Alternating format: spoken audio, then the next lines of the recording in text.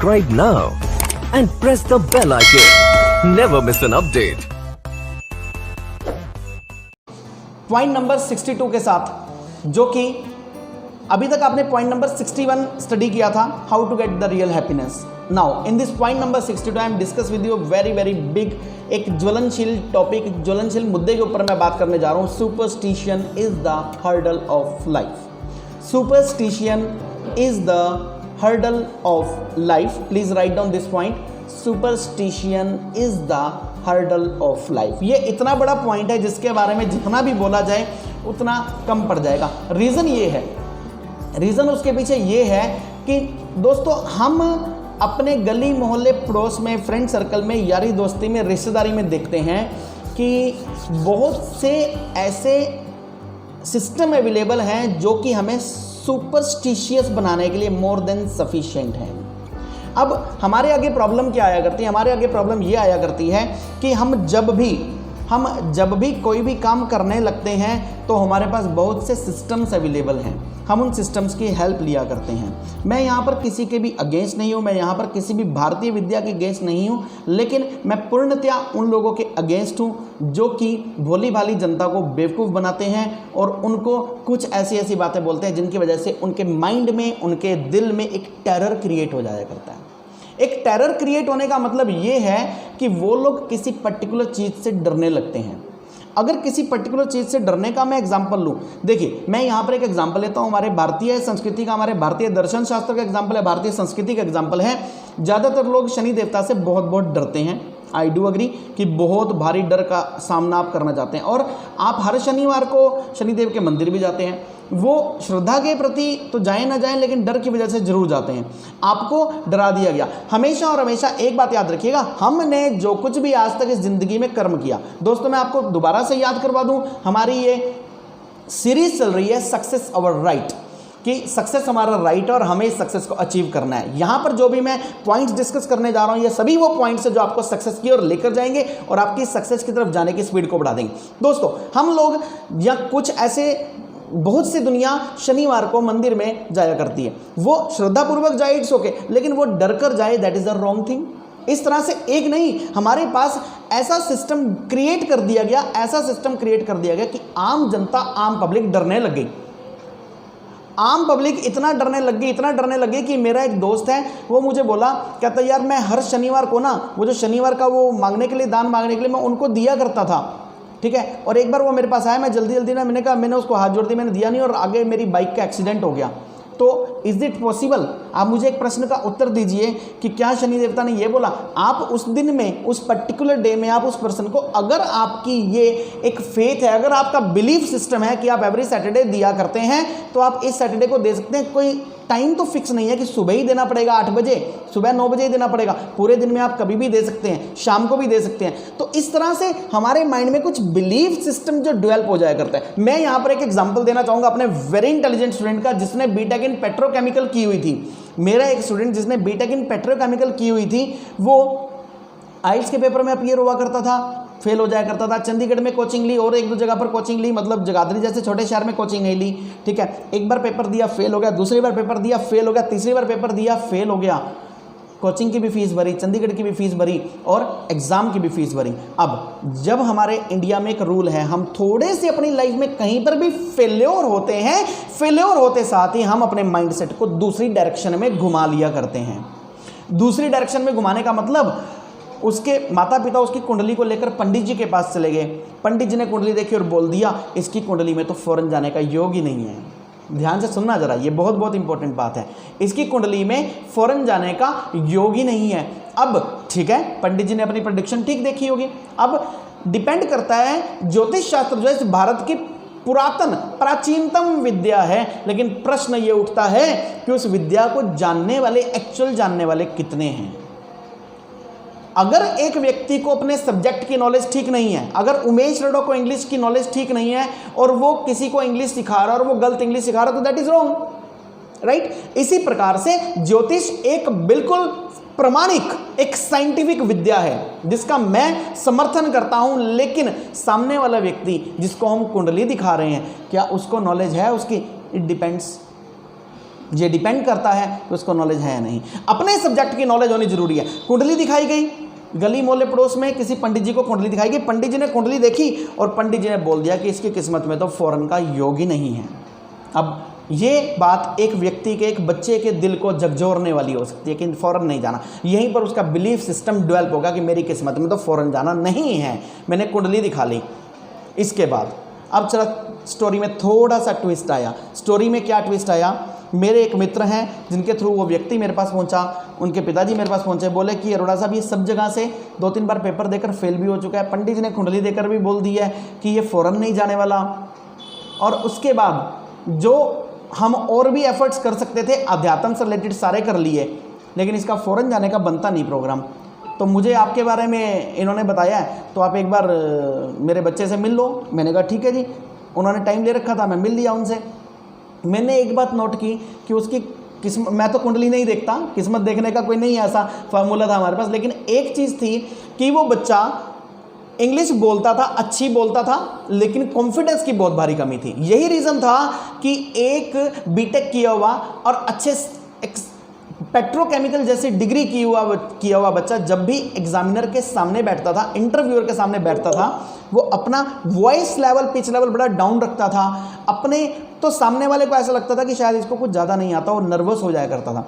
मैंने उस बच्चे का लेवल चेक करके मैंने हामी भरी, केवल मुझे 1 महीना दीजिए। अब परमात्मा जानता है, मैंने उस बच्चे को 1 महीने के लिए तैयारी करवाई, उसका पिच लेवल मैंने खूब अप कर दिया, उसके अंदर कॉन्फिडेंस कूट के भर दिया, उसके माइंड की फाइल्स को चेंज कर दिया और माइंड की उस फाइल को भी चेंज कर दिया जो उसके माइंड की हार्ड ड्राइव में फिक्स हो गया था कि पंडित जी ने कुंडली देखकर बता दिया कि फॉरेन जाने का मेरा कोई भी चांस नहीं है।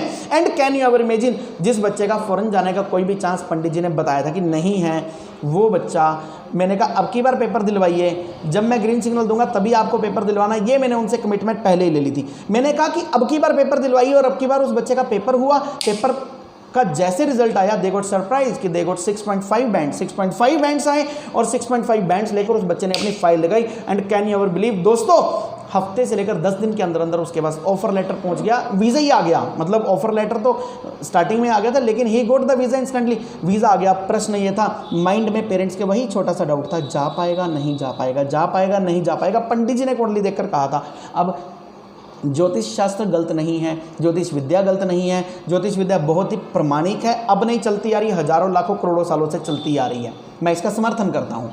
ठीक, कंडीशन कि सब्जेक्ट की नॉलेज रखने वाला, सब्जेक्ट का जानकार जो है वो अवश्य ही परफेक्ट होना चाहिए। अब कैन यू एवर इमेजिन, वो हफ्ते बाद वीज़ा आ गया उसका, और उसके बाद लगभग उस बच्चे को 2-3 साल हो गए और वो फॉरेन में है, कनाडा में है, मैं बता दूं आपको, ही इज़ इन कनाडा।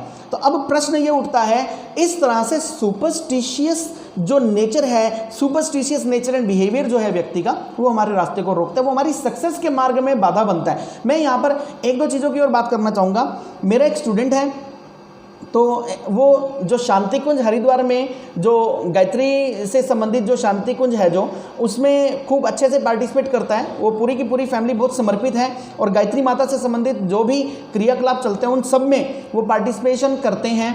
तो उनसे मुझे एक बहुत ही अच्छी बात पता लगी। हालांकि मैंने पंडित श्री राम शर्मा आचार्य, जो कि स्वर्गीय हो चुके और पता नहीं कितनी किताबों के राइटर हैं, और इस दुनिया को उन्होंने कितना रास्ता दिखाया, मैं उनको सैल्यूट करता हूं। एक ऐसी आध्यात्मिक विभूति जिन्होंने इस वर्ल्ड को रास्ता दिखाया। पंडित श्री राम शर्मा आचार्य के शिष्य रहे हैं वो, पूरा का पूरा परिवार, और पूरे कमिटेड हैं। उनसे मुझे एक बहुत ही अच्छी चीज़ सीखने को मिली। हालांकि मैंने कुछ बुक्स की स्टडी की पंडित श्री राम शर्मा आचार्य जी की, एक चीज़ बहुत अच्छी सीखने को मिली कि पंडित श्री राम शर्मा आचार्य ने बताया गायत्री माता की कृपा से कि सबसे अच्छा समय, ध्यान से सुनना इस बात को, सबसे अच्छा समय किसी भी काम को करने का है अब,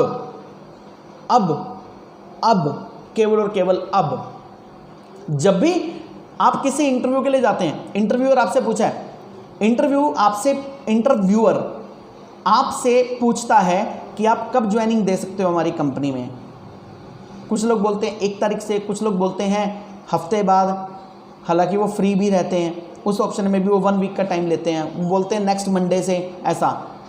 और बेस्ट टाइम है अब। आप जब भी किसी भी इंटरव्यूअर को ये उत्तर देंगे कि मैं अभी से ज्वाइन कर सकता हूँ, दैट्स इट। ये आपके कॉन्फिडेंस को शो करता है, ये आपकी तैयारी को शो करता है, ये आपके एक उस पैशन को शो करता है कि yes you are having the passion to join that particular job. आप उस जॉब को ज्वाइन करने का पैशन रखते हैं।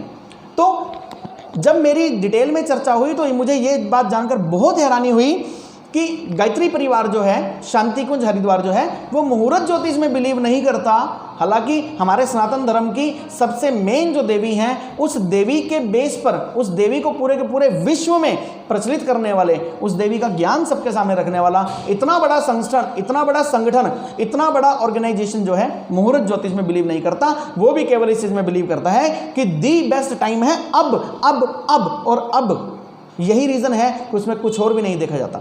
मुझे उस टाइम पर एक एग्जाम्पल और भी बताया गया कि रावण ने जो स्वर्ग की सीढ़ी बनाई थी, रावण ने जो स्वर्ग की सीढ़ी बनाई थी या बनाने की परिकल्पना थी या उसके ऊपर वर्क चल रहा था, वो रावण ने थोड़ा सा टाइम के लिए डिले कर दी। अगर आप इतिहास उठाकर देखें तो रावण ने कुछ समय के लिए उसको डिले कर दिया, जिसकी वजह से रावण उस स्वर्ग की सीढ़ी के ऊपर नहीं चढ़ पाया। नहीं तो डायरेक्ट यहाँ से चढ़ने के लिए स्वर्ग की सीढ़ी होती।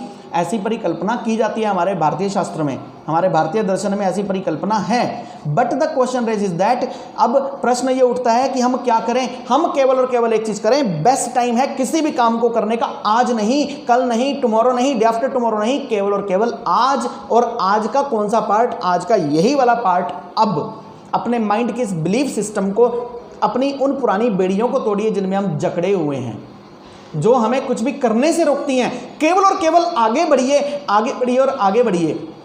मेरी लाइफ का एक रूल रहा है, मैं आमतौर पर इन चीज़ों पर कभी भी बिलीव नहीं करता कि कौन सा काम कब करना है। हाँ, एक चीज़ मैं आपको और भी बता दूं, जो गायत्री परिवार की जो थ्योरी है कि किसी भी काम को करने का सबसे अच्छा समय है अभी, ये थ्योरी हमारे जितने भी फॉरेन के थिंकर्स हैं, जितने भी हमारे फॉरेन के राइटर्स हैं, अपनी बुक्स लिखते हैं, जितने भी मोटिवेशनल स्पीकर हैं, सभी बोलते हैं कि काम को करने की फ्रीक्वेंसी बढ़ाइए, केवल और केवल काम को करने की फ्रीक्वेंसी बढ़ाइए, उस काम को करने की स्पीड बढ़ाइए। एक काम गलत होगा, नो प्रॉब्लम, दूसरा काम कीजिए, दूसरा गलत होगा, नो प्रॉब्लम, तीसरा कीजिए, लेकिन करते रहिए। जैसे ही आपकी कंसिस्टेंसी ऑफ द वर्क हो जाएगी, जैसे आपके काम को करने की एक फ्रीक्वेंसी बन जाएगी, काम अपने आप ठीक होने लगेंगे। मैंने अपने पिछले वीडियोस में बताया, आई बटन को क्लिक करके मेरे उन वीडियोस को भी देख सकते हैं, जिसमें मैंने ये भी बताया प्रोबेबिलिटी का सिद्धांत, कि किसी भी काम के सही होने की संभावना क्या रहती है और किसी भी काम के गलत होने की संभावना क्या रहती है।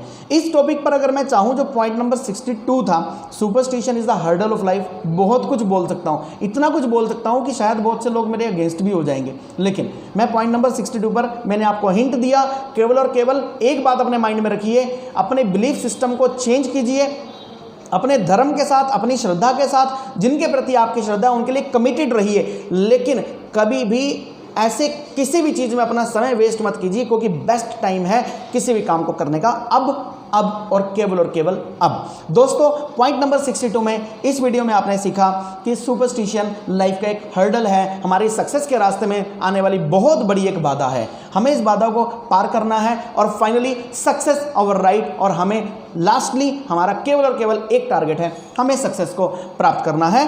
दोस्तों, पॉइंट नंबर 63 अगले वीडियो में आप देखने जा रहे हैं, the clear message of modern age, the clear message of modern age. दोस्तों, आपको हमारे वीडियोस कैसे लग रहे हैं, प्लीज़ कमेंट बॉक्स में लिखकर मुझे अवश्य बताइएगा। यदि आपने अभी तक मेरे चैनल को सब्सक्राइब नहीं किया तो प्लीज़ मेरे इस चैनल को सब्सक्राइब जरूर करें। और हाँ, अपने किसी मित्र को जो आपको लगता हो कि सक्सेस ओरिएंटेड है, उसको जरूर ये शेयर करें, कमेंट्स करें। सक्सेस अवर राइट सीरीज़ खत्म होने वाली है, इसके बाद आप किस विषय पर, किस टॉपिक पर आप वीडियो चाहेंगे कि मैं बनाऊं, और मुझे कमेंट बॉक्स में लिखकर अवश्य बताइएगा। और अगर आपको मेरे वीडियो पसंद है तो लाइक करना मत भूलिएगा और बेल आइकन जरूर क्लिक कीजिएगा। इन्हीं शुभकामनाओं के साथ आपका मित्र, आपका शुभचिंतक और आपका गाइड उमेश अरोड़ा, इंग्लिश गुरु।